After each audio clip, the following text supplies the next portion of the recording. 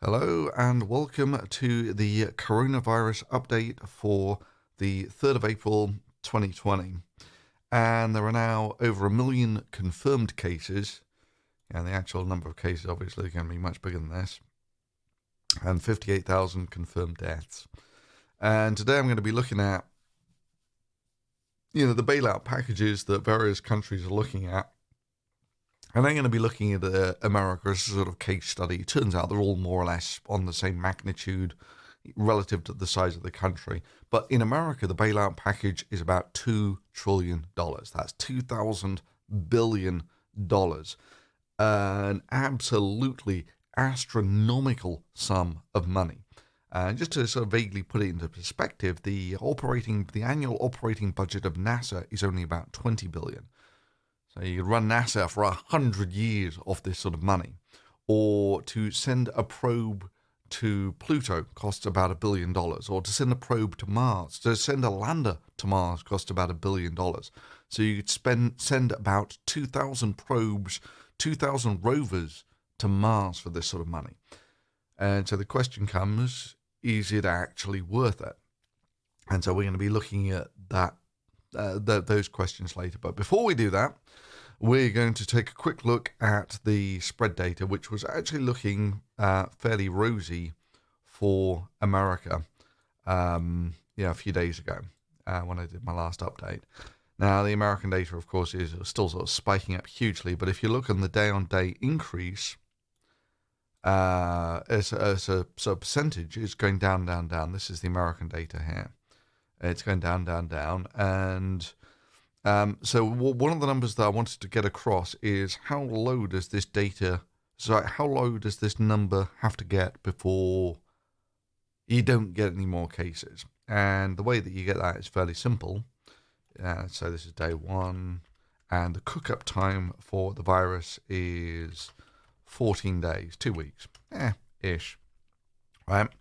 And so if one guy is infected on day one, the number of people infected on day two is going to be the number of infected on day one times by the spread rate, which is going to be that number. And what we need to know is if there's no spread, obviously, then after 14 days, that one guy gets better, goes down to 0. So the question comes is you need to infect at least one other person. If you get infected, on average, you need to infect at least one other person in 14 days. So what sort of spread rate do you need before that's the case? Well, if it's 1.1, it's clearly not the case. You're still spreading it to about 2.5 other people during that time. And it's about 1.04, I think. So when this number is 2, that's when it's just simmering along. That's when you don't get any new cases. Your number of infected in the country doesn't go up, doesn't go down. That's the sort of floating point. And it's about 1.055 by the looks of things. There you go, almost perfect. So you need to get down to 1.055 and then you're floating. And if you take a look at where is America now, it's still significantly above there at the moment. And the UK did look like for a while that it was going down, but it's sort of plateauing. And if the behavior that I've seen in London is anything to go by, this is not going to change, right? In London, it looks like they're just not taking it seriously, which basically means this ain't going to change. The spread rate's just going to keep going up and up until you take it seriously. America, the lack of a centralized response in America kind of defies the whole point for a federal government in the first place. In a time like this, basically, the whole reason you have the federal government is it sort of it has its analysts. They look at the situation. They say this is a federal crisis, and they issue orders to the various states to stay at home. And up until yesterday, they still had Florida still didn't have a stay-at-home order. A state of 20 million people with a lot of old people. And the thing that makes it particularly distasteful is the governor, or whatever, of Florida was on the news yesterday, sort of, because they were finally going to issue their stay-at-home order, saying that he didn't realize that, it could be spread by people who weren't showing symptoms. And it's like, what the hell are you? Yeah, I mean, if this is almost criminal neglect in the middle of a pandemic to get to the point where you're finally issuing your stay-at-home order. And your excuse is, yeah, but I didn't realize that it could be spread by people who were asymptomatic. Anyway, that's not the thing that I mainly want to look at today. The thing that I mainly want to look at today is the amount of money that America's going to throw at this, which is $2 trillion. So that's $2,000 billion. They're dollars, those. And how many people are in America? Well, it's about 0.3 billion people. So how much is this bailout costing every single person in America? Well, it's about $6,000. And that's very comparable to what it was in the UK. The UK's initial plan was it was going to be $250 billion, pounds, whatever. And there are 0.05 billion, 50, 60 million people in the UK. And so, they were looking at £4,000. They're very comparable numbers. And if you take a look at this in terms of annual salary, it's somewhere between, 20, 30% of an average annual salary. That's what this is going to cost everyone in the country. So, what do you get for that? Well, if you take a look at the GDP of America, America, bear in mind their bailout is going to cost $2 trillion. So it's immediately 10% of GDP. Boom, gone. And if you take a look at what America pulls in terms of tax, it's about 25% of GDP. About a quarter. So America is what runs the entire of America. If you include federal government, state government, local government, all that sort of thing. Basically, the running costs of America are about $5 trillion a year, that sort of thing. So 5 trillion, yeah. So 2 trillion is half of what it costs to run all the government in America for a year. So the thing is that America doesn't have $2 trillion that you can just sort of spend like that. You're going to have to, just getting that money from somewhere is going to have a cost to it.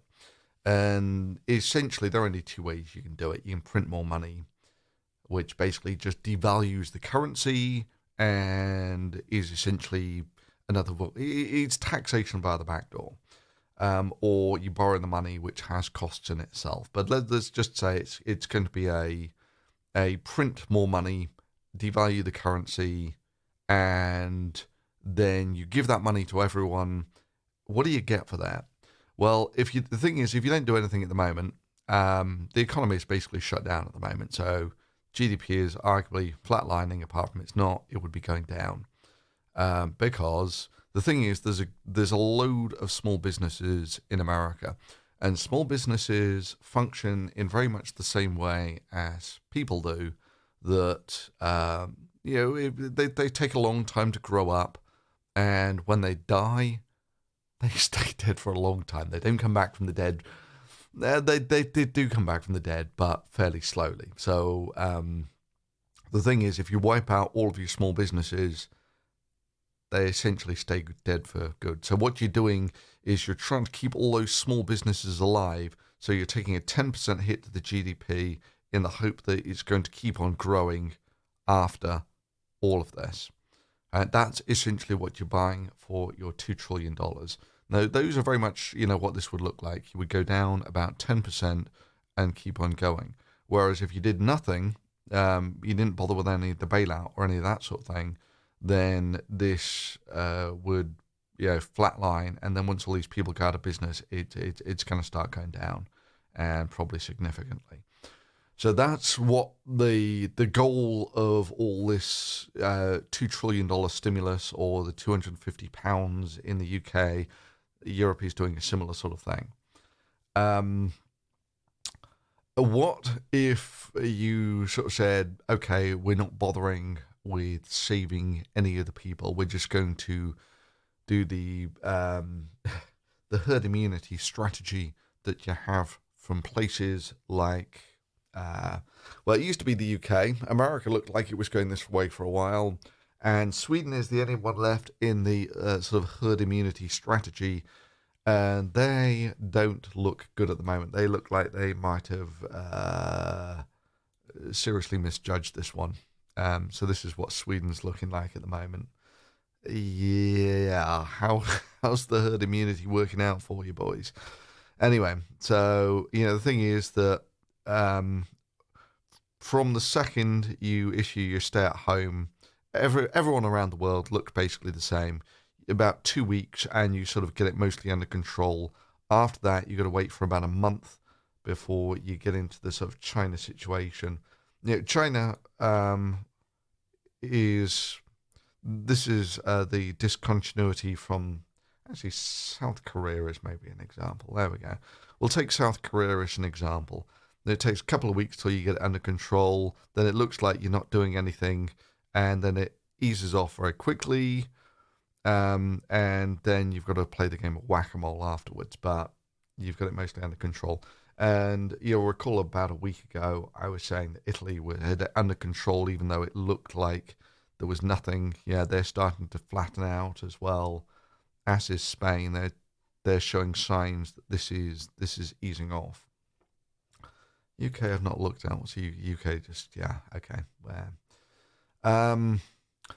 So, question: what if we just went for the Sweden strategy and we say, whatever, we're just going to let the somewhere between 1 and 10% of the people die? The thing is that you actually invest quite a lot of money as a government in people. You pay for their education up till when they're 20-ish, and they're essentially part of the economy after that. So if you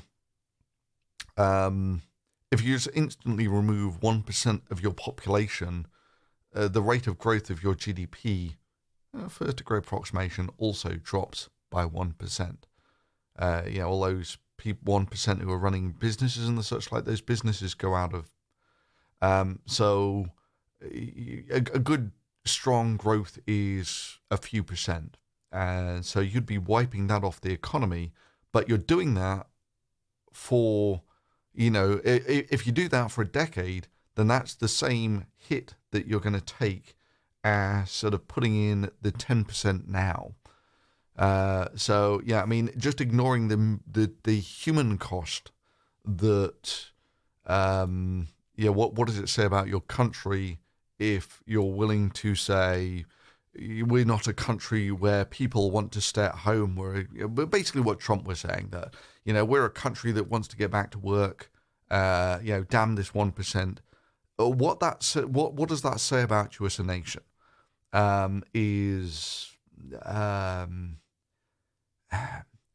It's not a very. It's not a message that inspires hope. That you're willing to throw people out the window, under the bus, just to prop up the economy. But even ignoring that, it's probably financial. It probably makes financial sense to take this one-off hit of 10% of the GDP in the hope that it's just going to keep on growing afterwards. Anyway, so obviously, these are my simplistic views of the numbers are about right. In terms of GDP of America, how much of that goes to the U.S. government, the size of the bailout package per capita. So yeah, those are just some thoughts to bear in mind. And yeah, I hope you enjoyed that, and see you next time.